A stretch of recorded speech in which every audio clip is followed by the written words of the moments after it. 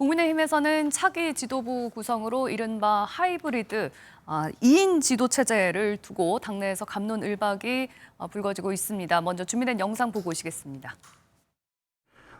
집단 지도 체제를 하려고 하니 한동훈부터 시작해서 유승민까지 지도부에 앉아 있을 것 같아서 네. 그것도 싫고 또 지금 현재처럼 단독 지도 체제를 만들려고 하니까 한동훈 위원장이 당대표가 돼서 너무 권한이 셀 것 같아서 그것도 싫고 이래서 나온 궁여지체가 아니냐 그렇게 보이는데요.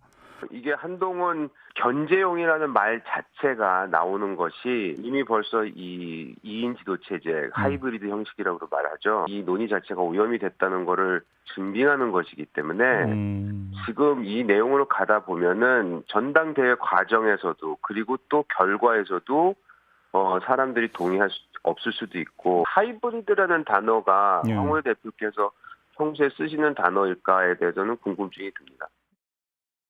네, 국민의힘에서 워낙 당대표가 자주 바뀌는 상황이 오다 보니까 이제 이런 아이디어가 나온 것 같습니다. 그런데 당을 안정적으로 운영하기 위해서 2인 지도체제로 가는 것이 맞다라는 주장이 나오는 한편 한동훈 전 위원장이 될까 봐 이에 대한 견제용이 아니냐, 용산의 주문이 아니냐 여러 얘기들이 나오고 있습니다. 어떻게 보고 계신지요?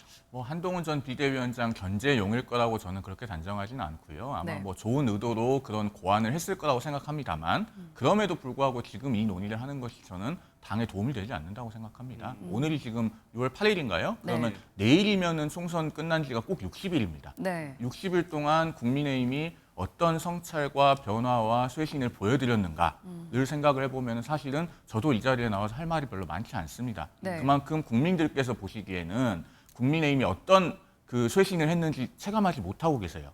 그건 왜 그런가? 아직 정식 지도부가 선출되기 전이기 때문에 본격적인 변화와 쇄신은 정식 지도부로 밀어놓은 상태입니다. 그런데 그 상황에서 가시적인 변화와 쇄신은 없으면서 지도체제 논의에만 골몰하게 되면 국민들께서 어떻게 보시겠습니까? 지도부를 구성하는 것도 쇄신하는 방안 중에 하나라고 볼 수 있는 거 아닐까요? 물론 그럴 수는 있습니다. 그리고 그 단일성 지도체제와 집단 지도체제 그리고 소위 하이브리드 지도체제는 다 각각 일장일단이 있죠. 어느 지도체제가 절대적으로 옳다고 볼 수는 없습니다만 그럼에도 불구하고 그런 것이 정말 지금 당장 시급하게 하지 않으면은 당을 변화시킬 수 없을 정도로 결정적인 것이 아니라면 그런 과제는 정식 지도부로 밀어놓고 지금은 전당대회를 잘 치르는 것에 집중하는 것이 국민들에 대한 도리다. 저는 그렇게 생각합니다. 송 변호사님께서 이제 굉장히 성찰적인 이제 그런 좋은 얘기를 해주셨는데 그 김재원 전 최고위원의 말을 근거로 거꾸로 만약에 한동훈 전 위원장이 이번 전당대회에 안 나온다면 이 지도체제 논란이 생겼을까요? 안 생겼을까요? 나오지 않아도 지도체제에 대한 논의는 있었을 겁니다. 왜냐하면 진짜요? 그렇게 생각하세요? 예, 왜 그러냐면 이번 국민의힘 당대표는 지방선거까지 임기를 가져가지 못할 가능성이 굉장히 높아요. 당헌상 대선 1년 6개월 전에 대선 주자는 상임고문을 제외한 모든 당직을 다 내려놓게 되어 있거든요. 그러면은 25년 9월에 사퇴를 해야 됩니다. 대선 나가고 싶으면. 그러면은 이번 당대표의 임기는 전시가 아니고 평시예요.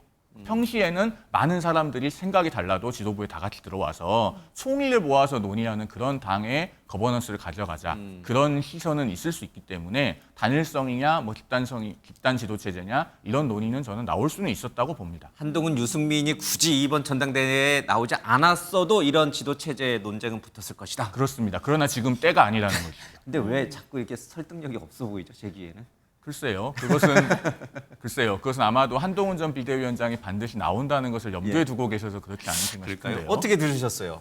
두 분하고는 관계 없는 거예요. 한동훈, 유승민 두 분하고는 이제 전혀 관계 없이 이 지도체제 논쟁은 국민의힘에서는 일어날 수밖에 없다는 게 우리 송 변호사의 얘기입니다. 저는 송 변호사님 말씀과 조금 다른 견해인데요.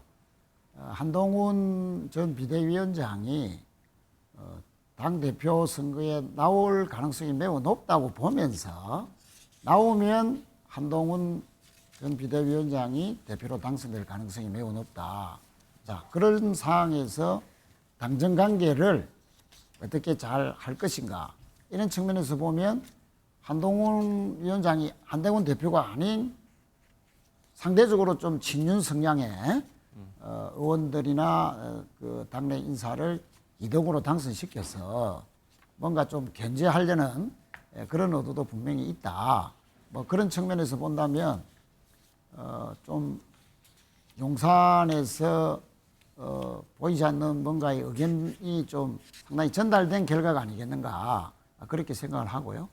오히려 뭐 지금 저희들이 좀 답답하게 생각하는 것은 총선이 끝난 지 2개월이 넘어가고 있는 이 시점에서도 야당도 아니고 국정을 책임지고 있는 정부 여당이 이렇게까지 지도체제 하나를 정리하지 못해서 민생에 대한 어떤 책임 있는 결론 하나 내지 못하고 또 뭐 여러 가지 이 특검과 관련된 방패막이만 한다든지 또 자원 외교에 대해서 무리하게 그 뒷받침만 하려 한다든지 이런 식으로 가는 것은 좀 여당으로서는 좀 무책임한 모습이 계속되는 거 아니냐.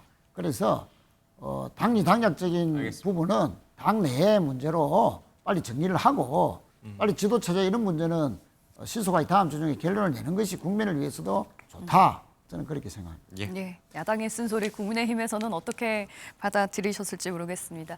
자, 뉴스와이드 준비한 순서는 여기까지입니다. 시청해주신 여러분 고맙습니다.